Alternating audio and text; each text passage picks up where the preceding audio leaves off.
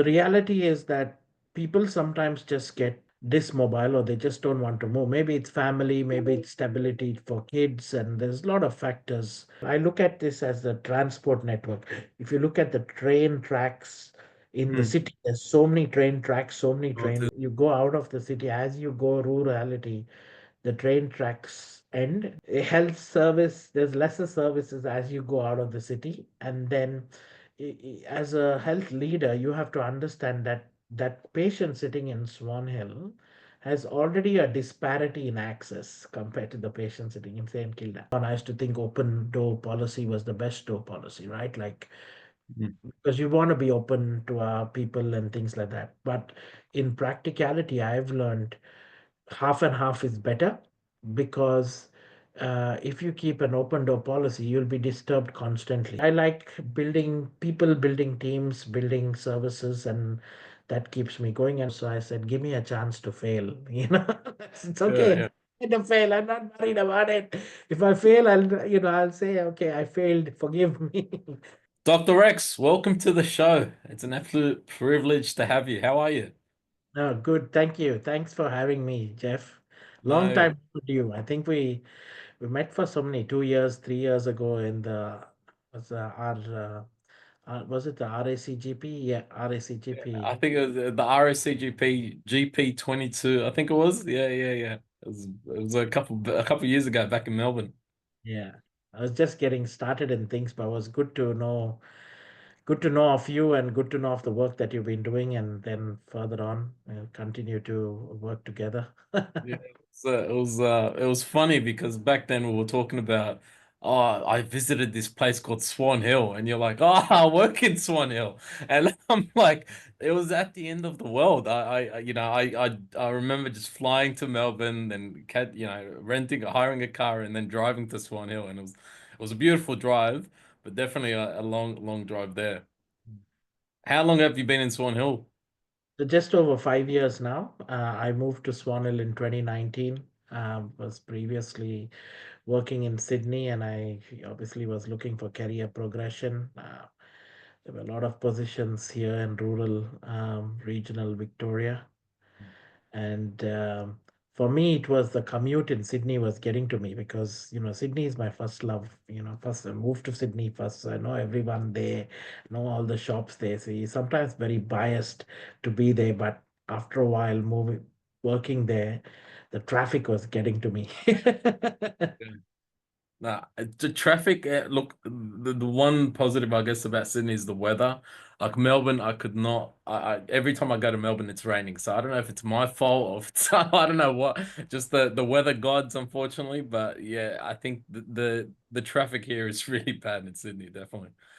You were in southwestern Sydney, I think you were talking about, or where were you staying when you were in Sydney? Oh, I lived all across. So, when I first moved to Australia in 2012, my first home was in Liverpool. Hmm. And then I moved to Randwick, and Yes. then Miranda, Southeast, Yeah, yeah, yeah. Marylands. And then when we moved back, we lived at Warriewood in the north. Wow. And my sister lives in Northmead near Parramatta. So I've really lived that north, south, east, west. Lived every. I, I remember you said to me, Jeff, don't make, I guess, don't just stick to, one house, enjoy, it's all about the experiences, the house doesn't make the experiences. So I guess obviously then moving to Melbourne, did you go straight to Swan Hill? Is that what happened? That was a saying from my dad. My dad's a sociologist and a psychologist, but he ended up in the university as a head of department in sociology. And you have somebody in your home influencing, their life based on what they have learned. And sociology was his subject. And he would say, if people have to climb the ladder of, social mobility, as they call it, if you have to move up the ladder, you have to make a sacrifice to move, because it's easy to get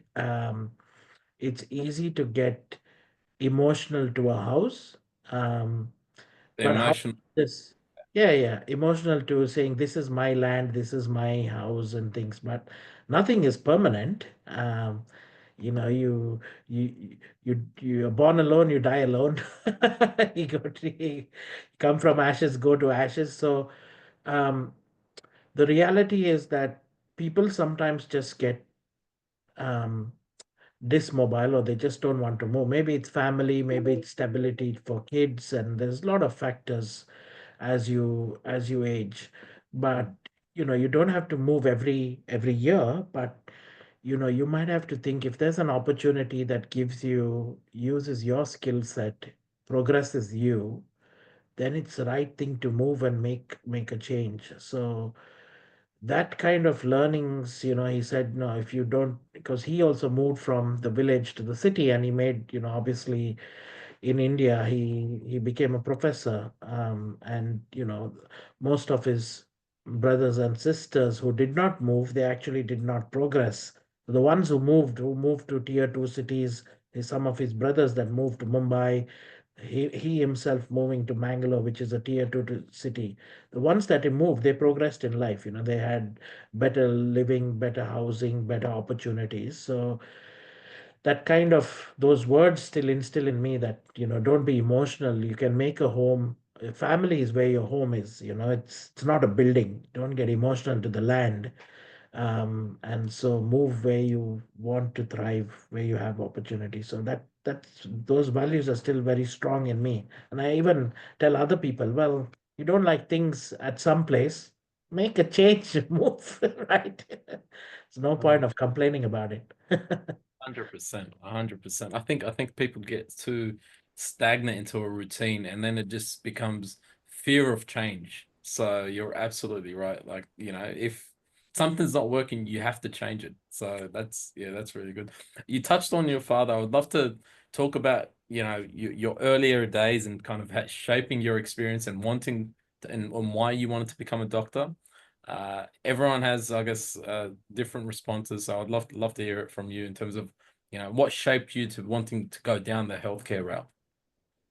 Well, it was never healthcare at all for me in my earlier days, like schooling and things like that. I never thought of medicine as a career. Maybe the thought came once or twice, but it was never instilled because my dad was a sociologist, as I told you. My mom was in public service. She was in education, and she retired as a director of public instructions, which is like similar to public service here in Australia, but in the Indian state government machinery. And my aunts, they were all professionals. One of my aunt retired as the chief engineer of the state. So there was that leadership. There was a couple of people. Even one of my other aunt was the chief medical officer. She was a obstetrician and gynecologist, and then was a chief medical officer of the district hospital there. So I think that kind of administration was always there, but I never thought of medicine till Yeah, wow. very late, till very late. In fact, till year 12. And in India, we usually have entrance examinations to get uh, into the public system, or get a rank or a seat into medical or engineering or any other professional college.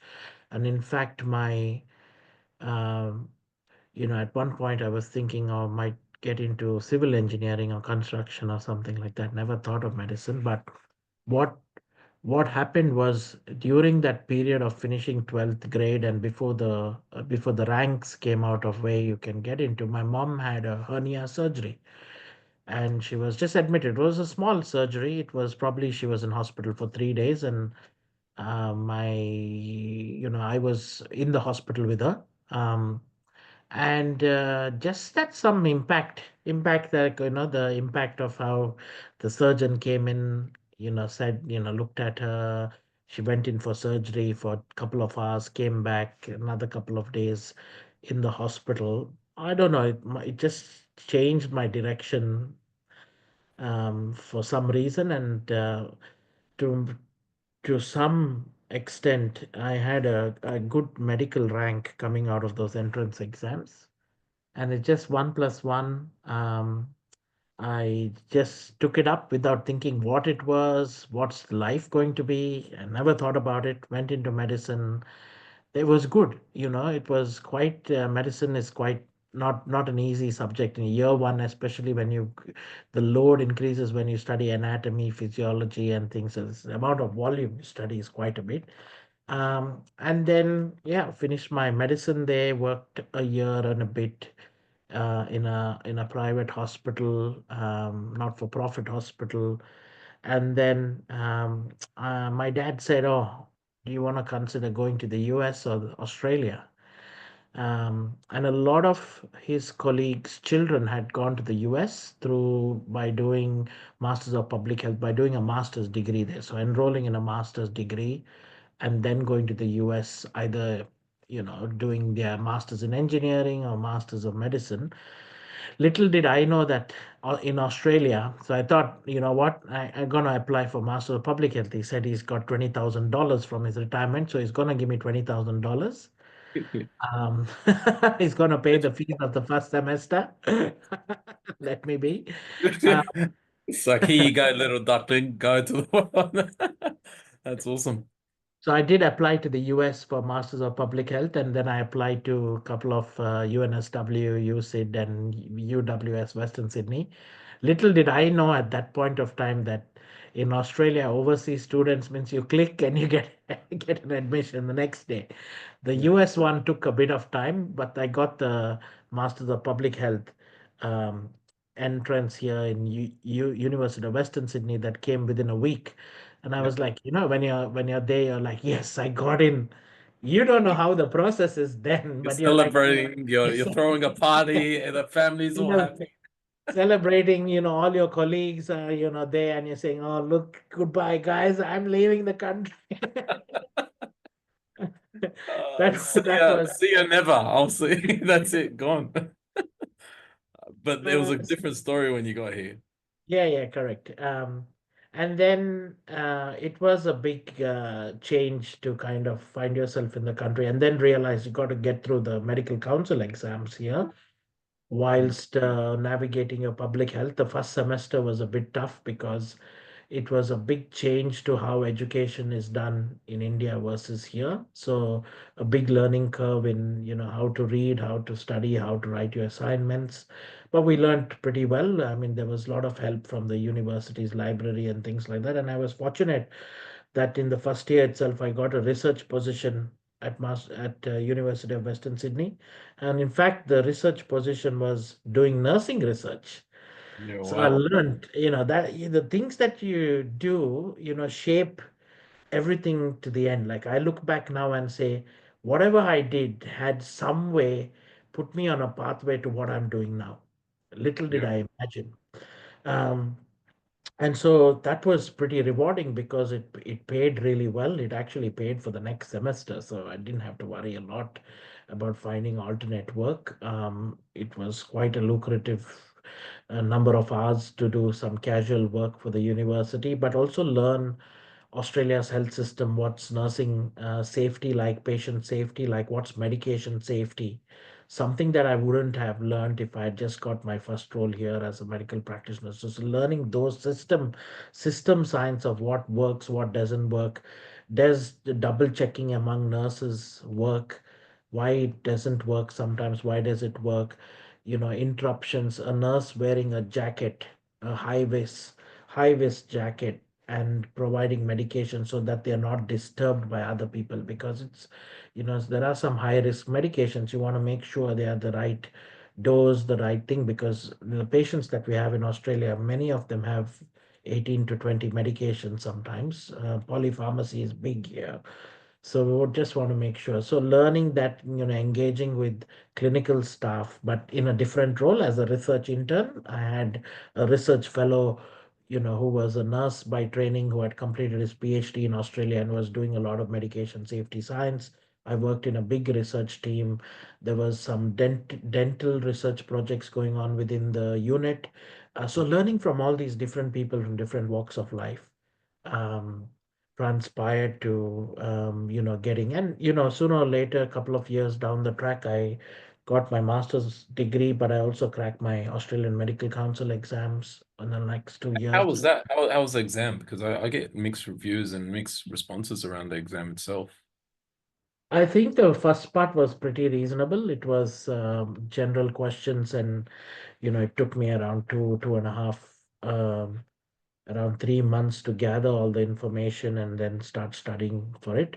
The part two exam back then had quite a bit of rules around it. So it was sometimes back then getting a date was difficult. First of all, if you pass your part one, then you got to wait for at least a year to get a date for part two. That was a challenge. But now that's not a challenge anymore because you're getting dates much more easier, sooner.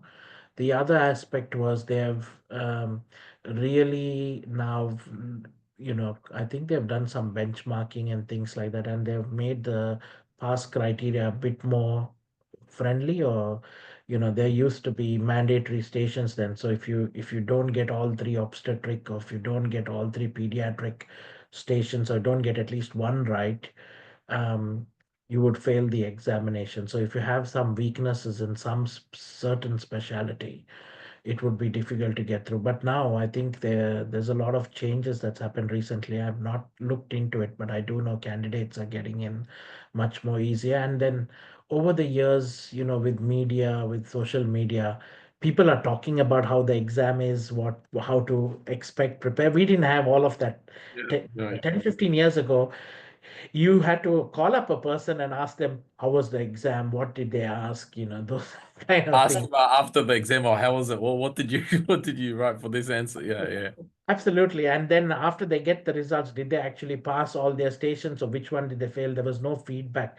I think Mm. getting feedback is so important in all these exams. But yeah, I don't think the systems are well defined. I don't know if things have changed now, but back then the systems were not as good to provide feedback in the examination. And then I guess I got my first position in Perth, in Royal Perth Hospital, worked at Armadale Hospital as a pediatric registrar, then general medical registrar, worked at Bunbury Hospital in WA.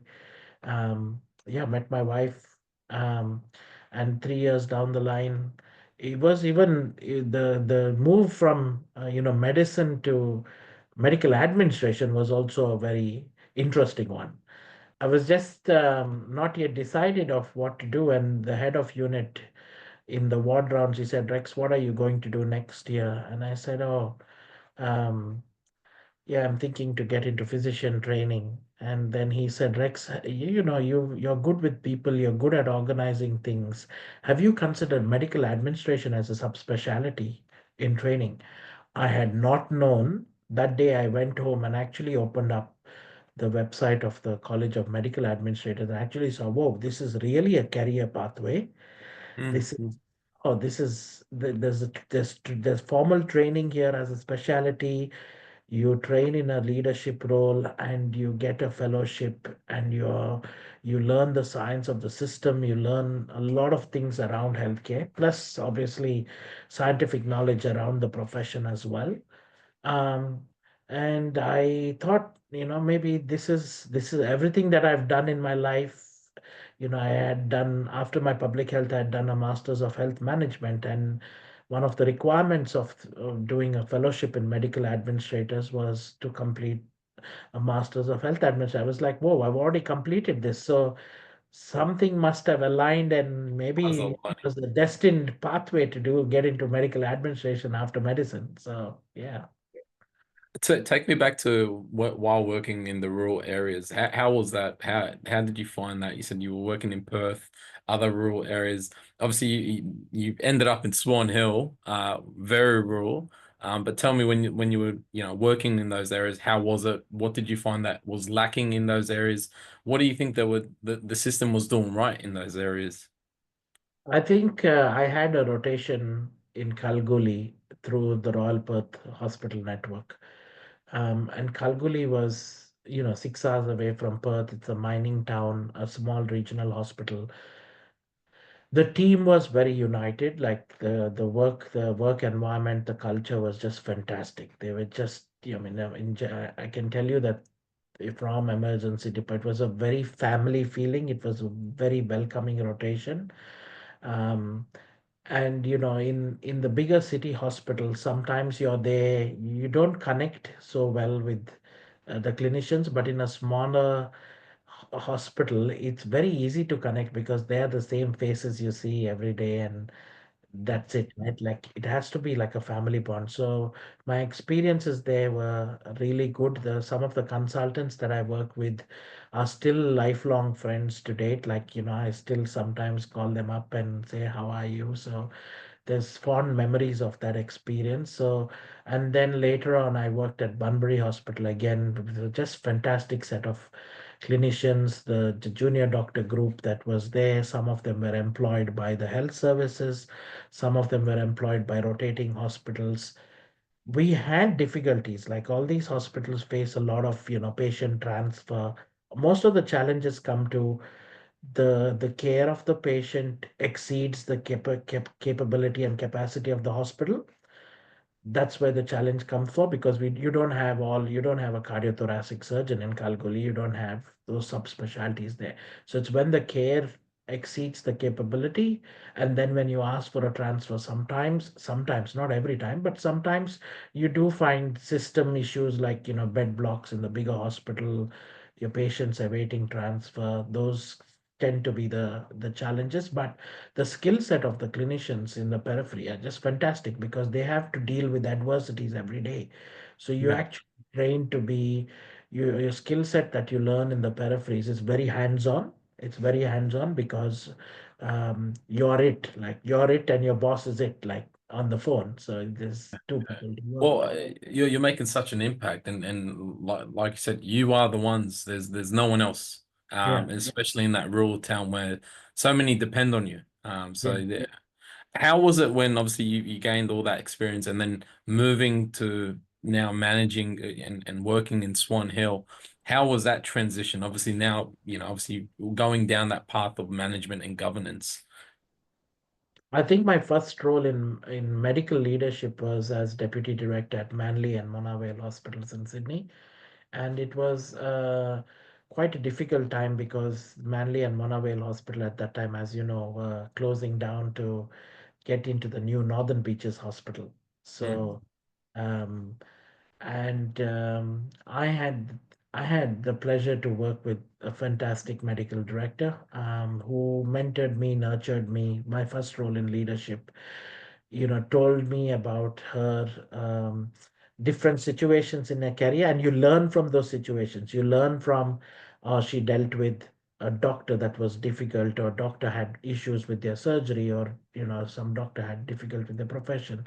So those stories kind of, you learn from a colleague. That's the practice of medical administration. You learn how to deal with adversity, but you also learn how to build a service and things like that. So those things. And then practical aspects of personal management, workforce management, developing a service improvement, clinical governance improvement. Like if we see some trends of incidents, how do we then bring the team around it, put some measures to prevent these minor incidents? Or if there was a major incident where there was some critical situation with the patient, how do we learn from that? What system science do we apply? So it was a very good learning experience. And then after that, working at Westmead Hospital in the senior medical workforce unit also was mind, like the transactions, the number of doctors you interact with. This one unit manages the relationships, the payroll, the onboarding, the recruitment of nearly 3,000 doctors in that district. So it's massive operations. There are 10, 15 people there. You've got relationships with the heads of units, relationships with the clinical directors. It's big machinery going on.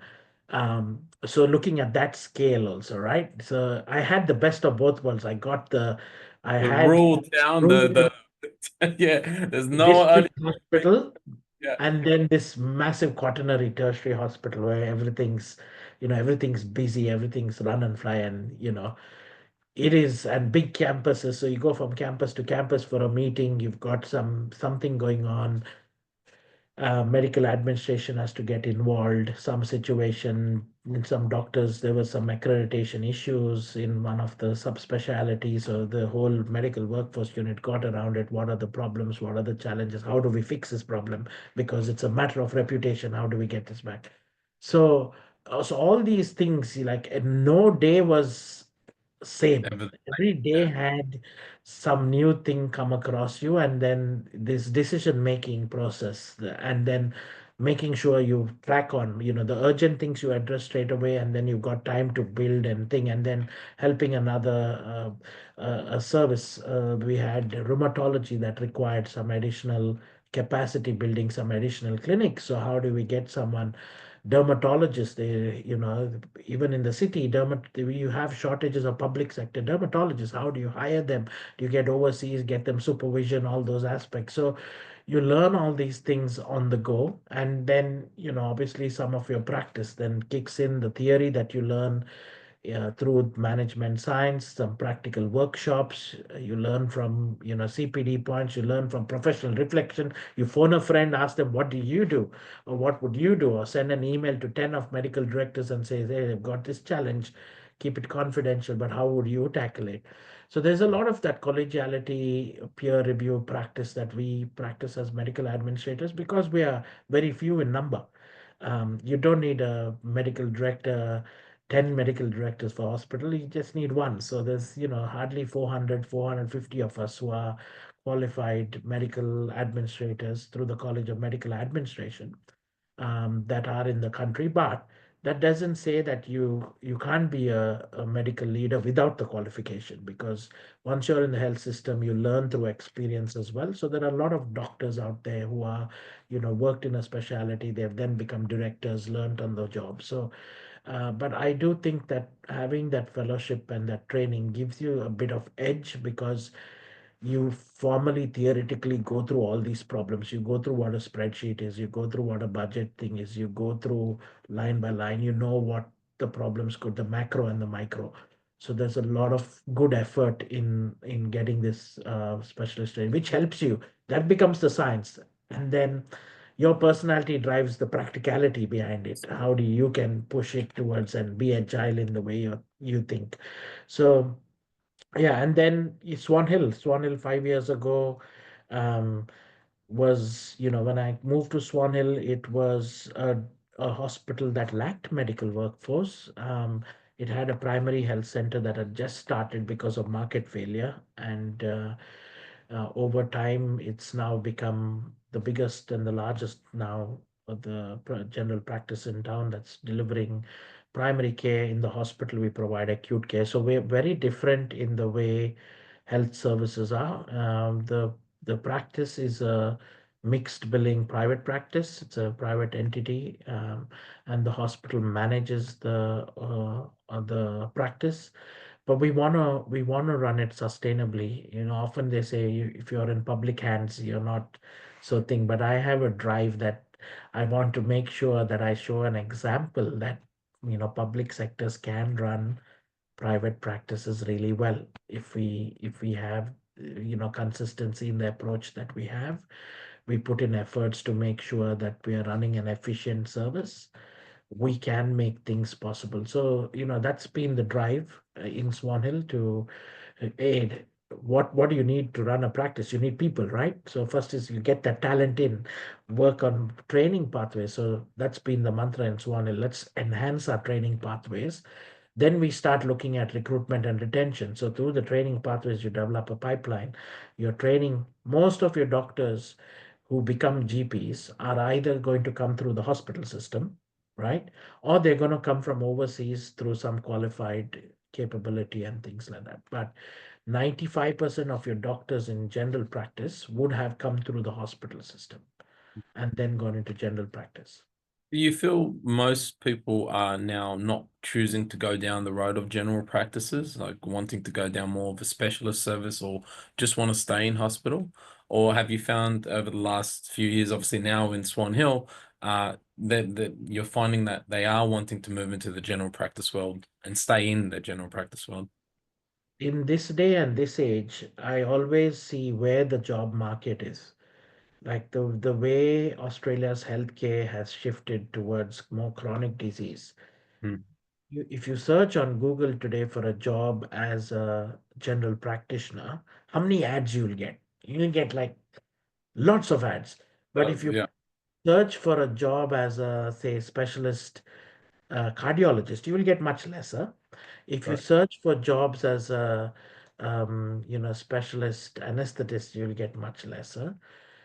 So the real job market there is right now for general practice because of the shift and change in the disease burden. But also, I think in the 90s, our health policies were such that they at that time the population was such that general practice was not favored because our population was far less disease burden than what it was now, and the policies in the 90s look to have more specialists and train more specialists in hospitals because at that time they thought that when we look at 20 years down the line we'll require more hospitals, more beds.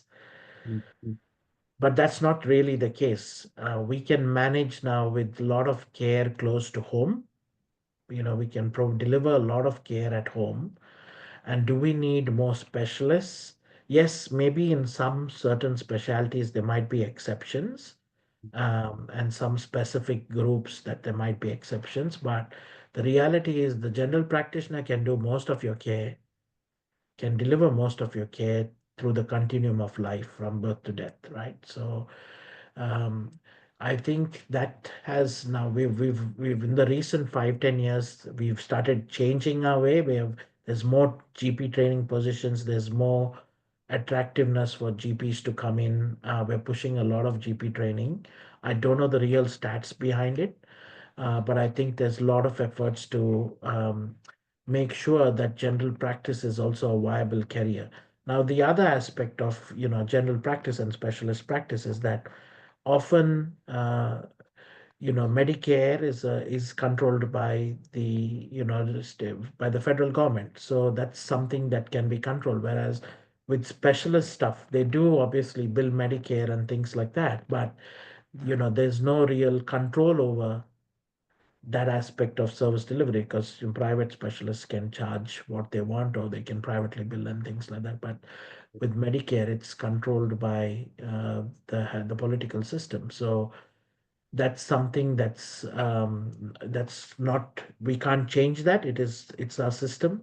And whether the other aspect is whether we have the right, Medicare was written 40 years ago. It's a system, it's an activity based system, which means it actually encourages activity.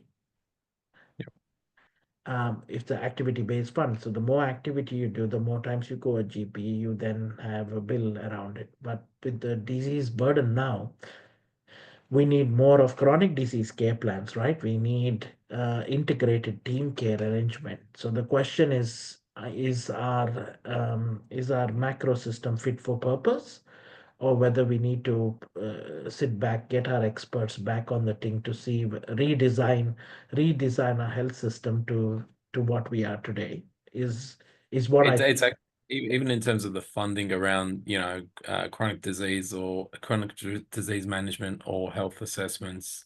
So there is a great focus now to actually look at what that actually looks like.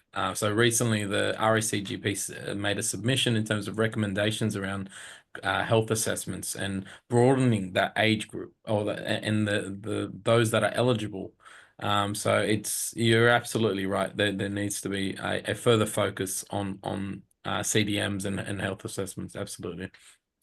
I would love to dive into in terms of just the Swan Hill, changes that had occurred when when you first got to Swan Hill.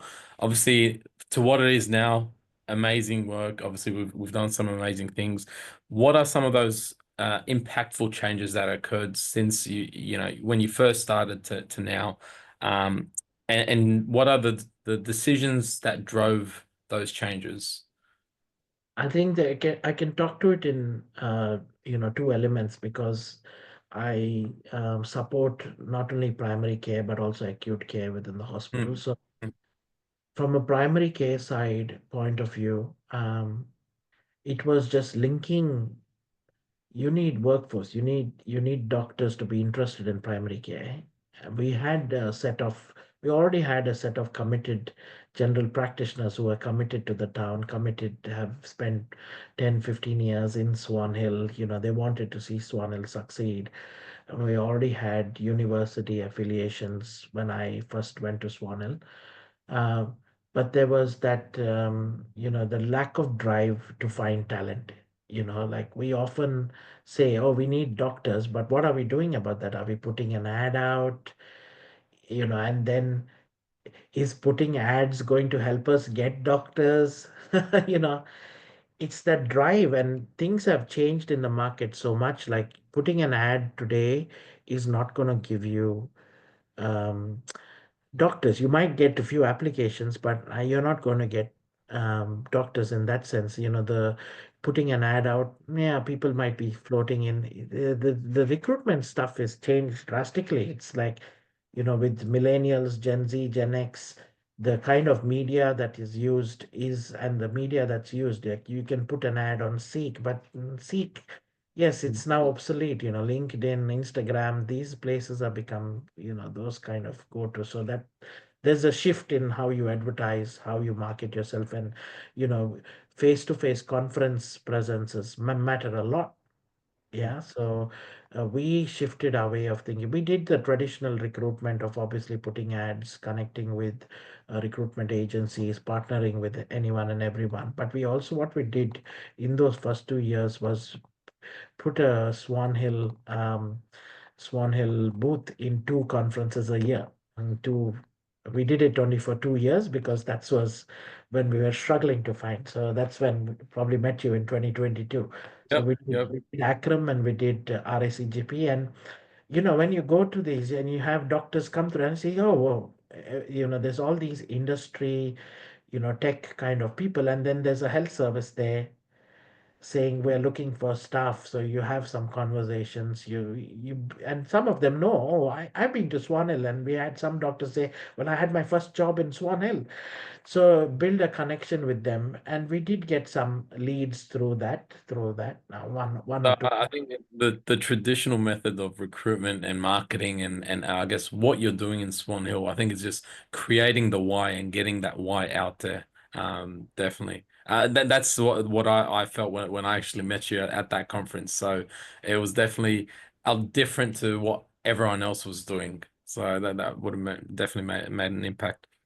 The second aspect was career aspirations, meeting and growing career aspirations. So for the ones that we hired, we made pathways for training. For some, somebody wants to do, and this is real research that we've actually studied our doctors 2 years ago.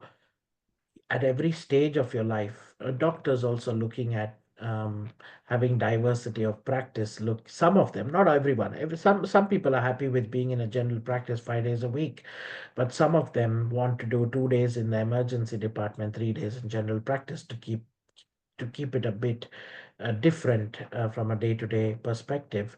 So, that's where that rural generalist training came in. So we accredited every position in our hospital wherever we could, because there are some nuances to Mm. there are some requirements for all these training organizations. Wherever we could accredit, we accredited to training positions, be it an intern position. So we got in 2021, we were one of the few sites to start a GP intern rotation for doctors from St. Vincent's.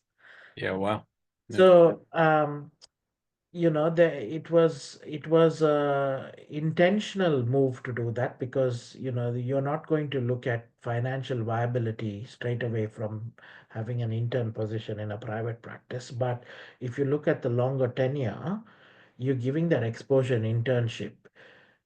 One of them or two of them might say once they get to that stage that they finish the pre-vocational training, want to go into general practice, they might say, let's go to Swan Hill. Stay with you. Exactly. Yeah, yeah, we yeah. worked, we worked there as an intern, and we had a good experience with three or four supervisors. So Yeah. that was what we did. Then we did the half and half. We were really flexible. Some doctors wanted 2 days and 2 days. Okay, fine. Let's not let's not fight the talent that's coming through, right? Like, how can management be looked upon as draconian by saying no? So if you can say yes more often, right? Let's say yes to, as long as there's no impact to patient safety and things, let's say yes more often. But sometimes let's negotiate, because not everything I can give in. I just need your help in this and this. And sometimes I might call upon you when I'm desperate. So I used to set that tone to say, yeah, look, I'll give you work life balance, I'll give you flexibility, but help me when I need help. Yeah. So you develop that social currency out of it to say, look, I'm also human. I might suddenly, it's a small town. If a doctor calls in sick, I have to call upon the five other doctors I have in town. I have nobody else to call in. So that was the relationship that we built with the people that we hired. So that's the general practice stuff of it, is that recruitment, we worked on retention, we looked at all of the life factors. And in fact, one story I can tell you about a doctor who trained with us in her pre-vocational year, came from overseas, did her general registration with us, was so interested to go in general practice, did general practice year one with us. And back in the day, RACGP used to say, you have to leave the practice for practice variability. Hmm. It was so disappointing because this lass has got kids in the town. She's been here with us 3 years now, because the other practice was also a private practice. So there's no practice variability. She has to leave town. And so the way we kind of handled it was like we partnered with the Indigenous Service in town, and looked at accreditation there. But obviously RACGP then allowed her to continue in her practice. We did an appeal and things like that, so they allowed it. But that helped us actually to develop relations with the Indigenous Service. We are now partnering very closely with each other. So if there is another situation there, the doctor doesn't need to leave town. They can continue all their training there. And if the longer you stay in regional rural areas, the longer you are connected to the community there, the longer you'll be there. And I that's actually I did want to touch on the impact to the community. By building those partnerships, that would have a tremendous impact on the community itself. You mentioned the Aboriginal health community, the local community in itself. How did that look like in itself? Obviously, the doctors now are staying longer in that area. Training there, knowing, growing up with that generation. How else did that impact the local community? a lot, because we don't see the outcomes of consistency of care. That's not really measured. You know, in GP practice, we look at how many appointments, how many everything, right? That Exactly. doesn't Does that say about quality of care or No, continuity? We never, and it's very difficult to measure those aspects, but you can see that therapeutic relationship when you're on the ground. You can sense that relationship developed. I want Dr. X because he's seen me for the last 5 years. I trust in them, uh, exactly. things like that. So those kind of things are unmeasurable, priceless stuff, I say. No, absolutely. Shaping the next generation. So you obviously touched on training at those areas and then staying. Um, you know, uh, what would you say in terms of training the future leaders to become or go down the road of healthcare management? I think one aspect I do say, some of the strengths that I've had is the diversity in my practice. I've seen rural practice, I've seen urban practice. Sometimes, often, leaders don't have, understanding of the rural context. It's very urbanized in the thought process, and that leads to a lot of bias, because you're thinking, recently I spoke to a health executive who said, oh, was some other health executive were talking to you about them because this person had only worked in a tertiary hospital, and they saw things like a tertiary hospital. Oh, get the patient out, let's transfer. What's holding them back?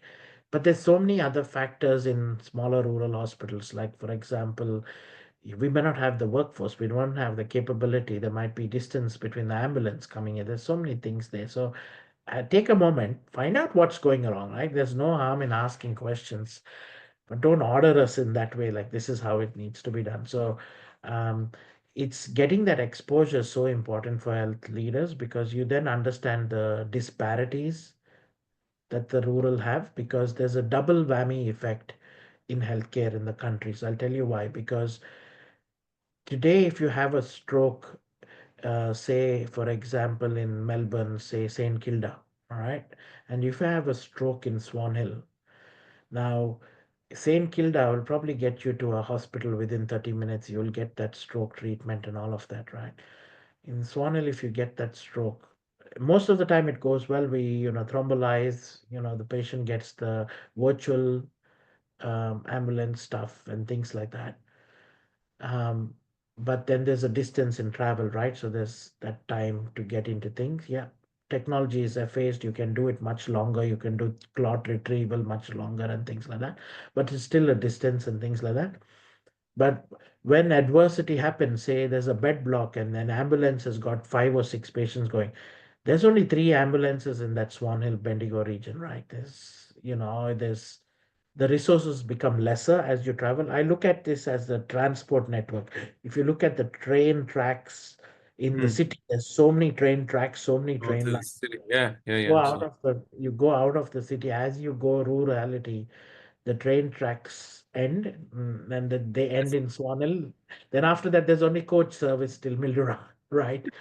So a health service, there's lesser services as you go out of the city. And then as a health leader, you have to understand that that patient sitting in Swan Hill has already a disparity in access compared to the patient sitting in St. Kilda. And then when you say, oh, wait for another 12 hours to get care, there's deferred care and there's outcomes. Now we don't measure it objectively, but I guess in terms of access, definitely regional people have lesser access. But having said that, the post-COVID era of telehealth and access has just rapidly changed things. We in Swanhill had a heart failure trial that was highly successful with cardiologists from the Austin Health providing as post-discharge Yeah, health.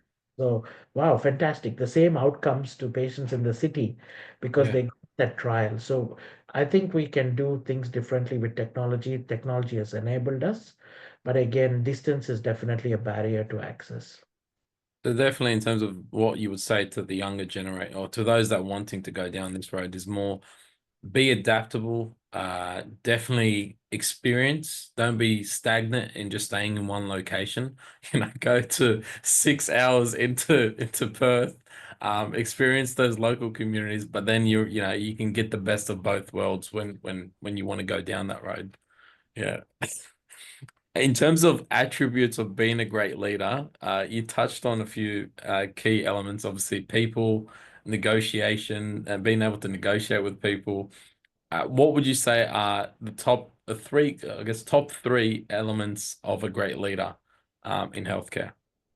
I think being open and always trying to learn and be humble is very important because um, we hear things, right? We hear things from, we get hear stories, but what's fact, what story? Could that have happened? Check the facts. Be open to things. Anything is possible, right? Uh, we have to kind of check the facts, be open to learning new ideas because sometimes we might think, oh, this is the way I'm doing it. I'm getting the results. Is this the best way? And then tomorrow I might hear you, Jeff, will come with an idea and say, Rex, have you thought of these things? And I shouldn't have that ego to say, oh no, no, I'm not going to do it that way. But if it's going to help me, it's going to help my health service. Somebody comes and tell me, Rex, there's a new platform come. Shall we try it? Let's give it a go. Let's try it. There's no harm. I remember speaking to a senior colleague one day, and I they had to make a decision that I had actually proposed. So I said, "Give me a chance to fail." It's Yeah, okay. yeah. To fail. I'm not worried about it. If I fail, I'll say, "Okay, I failed. Forgive me." um, what I mean, there's as long as it's not life or death, right? Of we course, of course, you don't want to yeah, yeah, beat correct. with over the. Um, But and there's I think that there's not. I think the idea where we're striving for perfection in okay. this day and age, everyone.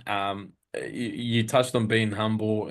Like you can't be perfect in everything, and it's okay to learn. It's okay to fail, but on the I guess the idea that you level up and you learn from those mistakes and you continue to improve. And at the end of the day, we are all human, and we can all learn from each other as well. So yeah, yeah, absolutely right. But yeah, definitely, you don't want to fail with life. The other aspect is obviously self-development, and that's so important to invest time and energy in your skills, your processes, your weaknesses. I'm traditionally not a very good speaker, but I'm trying. I try to obviously put myself out there, practice a few presentations and things like that. So you shouldn't get into a shell just because you're not good at something. You keep trying, keep practicing, try opportunities, don't give up. And I think the third aspect is like really mutual respect for people, and because we don't identify that, you know, everyone's got their own talent. You may not have that attribute what you want right there, but then I think as a leader, we've not actually gone through the person to get the best out of them. We think sometimes, some person says a few things we say are too hard basket to talk to them. But when you go down and ask what really happened, what made you feel that way, how can we work together? I've seen like clinicians that who are probably twice or thrice my age. I've had candid conversations today with me and say, look, what's happening here? Why was that? When you sent that email, can you just wait for 24 hours, 48 hours? Think why that slow and fast thinking. So a lot of, I do get a lot of, I guess a lot of gifts in mentoring and coaching, and that's been something that I've been doing actively in the last 2 years. Is that you see other people succeed, and they've spoken to you, they've found out things, and then they get the outcomes that they've done. That's a great gift to receive. No, that's awesome. That's absolutely wonderful. Can you tell me what keeps you motivated? Like, obviously, you've accomplished so much to date in your career. You're in Swan Hill. I'm hoping you stay in Swan Hill, doing an amazing job there. You're not planning on another move. What keeps you motivated? I think there's always something to improve in health service. There's not even, last week I was in the board meeting and I said, oh, I think I've been here in the role of 5 years, but I found myself to be more busier than ever. Yeah, yeah, There's yeah. so much change going on. Like we are now working on getting an MRI. Our team is rebuilding in medical workforce. We are looking at more permanent doctors ever than ever before.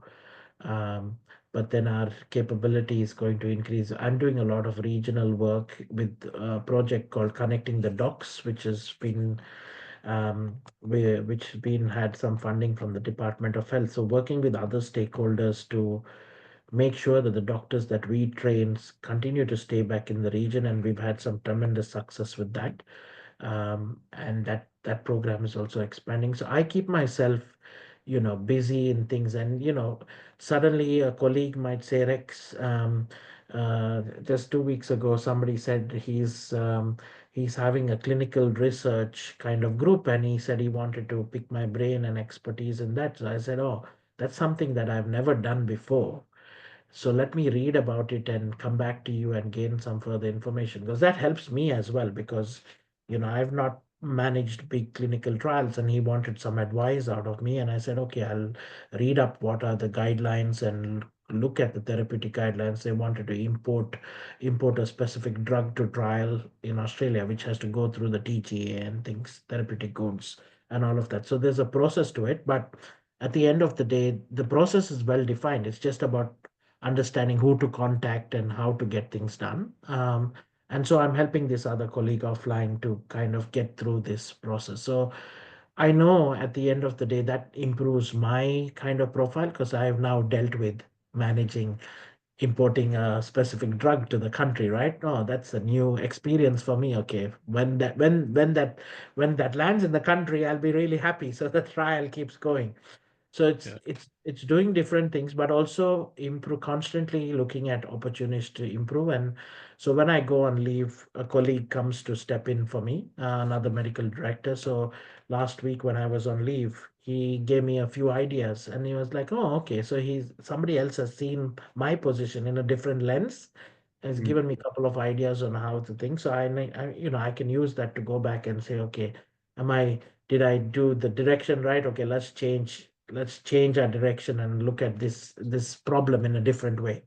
So yeah, look, I think I like building people, building teams, building services, and that keeps me going. And I'm really lucky because my wife um, has taken a back seat and she helps with the kids and the family. And we've got a good balance in terms of when I'm at home, I spend time with the children and all of that. But the reason I'm able to go about is the sacrifices that she's made. So there's always something behind the shield. And for me, it's the support that she gives me, the support from the family that helps me drive every day. So yeah. Because I was going to ask you, how do you manage the work-life balance? It sounds like she's an incredible woman by your side, helping you move forward and do these amazing things.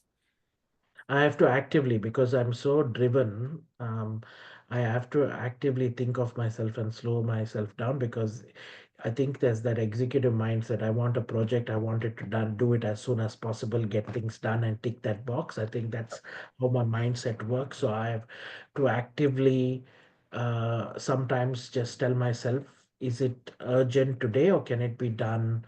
Can it wait for and block off my time? So some things that I've in my management practice early on, I used to think open door policy was the best door policy, right? Like, Mhm. because you want to be open to people and things like that. But in practicality, I've learned half and half is better, because if you keep an open door policy, you'll be disturbed constantly. It's same thing like medication safety that I learned that I applied here. So now I've done is, if there's an emergency, you come in straight away.